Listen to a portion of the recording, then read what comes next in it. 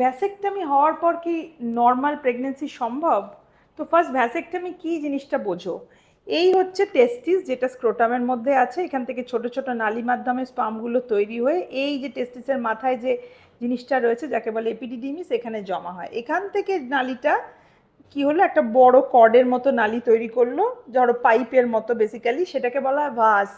তো এই স্পামগুলো এখান দিয়ে এসে এসে তোমার পেছাপের নালীর পাশ দিয়ে এসে টেসে একদম পেনিসের মধ্যে দিয়ে পেছাপের নালীর পাশ দিয়ে বেরোচ্ছে, একই পেছাপের নালীর সাথে কমন, তখন দিয়ে এইভাবে বেরোচ্ছে। তো এখন হচ্ছে এই ভাসেকটমি জিনিসটা কি? ভাসেকটমি এই যে ভাস লম্বা নালীটা বেরোচ্ছে, সেটা ছেলেদের ক্ষেত্রে কুঁচকির কাছ দিয়ে বেরোচ্ছে, দুই দিকের কুঁচকির পাশ দিয়ে বেরোচ্ছে। তো ওই জায়গাটায় খুব ইজিলি অ্যাক্সেসেবল, হাতে করে ফিল করা যায়। তো vasectomy is a very small procedure, যেখানে তোমার ওই ওই ভাসটাকে ওই জায়গায় অ্যাক্সেস করে ওই জায়গা থেকে নালীটা কেটে দেওয়া হয়। তার মানে বেসিক্যালি ধরো এই যে ভাসটা তোমার পেনিস দিয়ে বেরোবে, এইখানে আসার আগে যখন ও এই স্কিনটা দিয়ে, যদি আমি এটা এক্সপ্লেন করতে পারি, ধরো এই হলো তোমার স্কিনের কাছ দিয়ে আসছে যেই সময়, তো এইখান দিয়ে যখন ভাসটা এই এই ছবিটাকে যদি দেখো, এই ভাসটা এই স্কিনের পাশ দিয়ে এইভাবে বেরোচ্ছে। তো এই যে স্কিনের তলায় যখন ও থাকছে, তখন এটা অ্যাক্সেস করা খুব ইজি। এর আশেপাশে খুব বেশি বড় স্ট্রাকচার থাকে না, তো নির্ভয়ে এটা কেটে দেওয়া যেতে পারে, যে আর ফ্যামিলি বাড়াতে চাইছে না তার জন্য। তো এইটুকু একটা ছোট পোর্শন কেটে দেওয়া হয়, তাহলে কি হলো, এটা ডিসকানেক্ট হয়ে গেল, এই যে বড় নালীটা ডিসকানেক্ট হয়ে গেল, দিয়ে তোমার বাকি সব ঠিক রইলো, শুধু প্রেগনেন্সি আসবে না।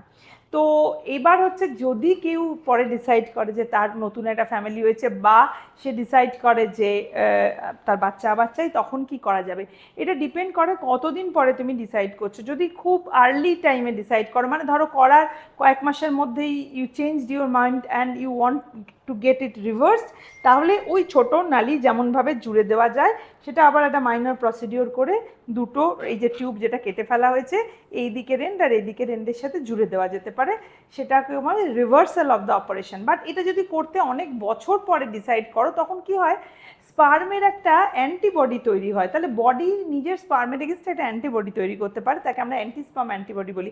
এইটা কিন্তু ড্যামেজিং ইফেক্ট করে। তো সেই ক্ষেত্রে বলা হয় যে শুধু জুড়ে দিলে কাজ হবে না, জুড়ে দিলে কিন্তু তোমার কাজটা, এক নম্বর হচ্ছে জায়গাটা জোড়ার সময় যত দেরি করবে তত ফাইব্রোস্ট হয়ে যায়, তো জোড়ায় সাকসেস রেট কম হয়, আর ওই অ্যান্টিস্পার্ম অ্যান্টিবডির জন্য এটার সাকসেস রেট কমে যায়।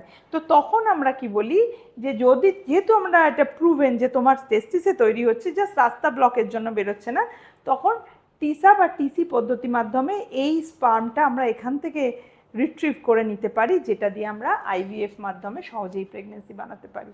তো don't worry, if you changed your mind after vasectomy, you want to have pregnancy, তাহলে there is option and IVF is the best option.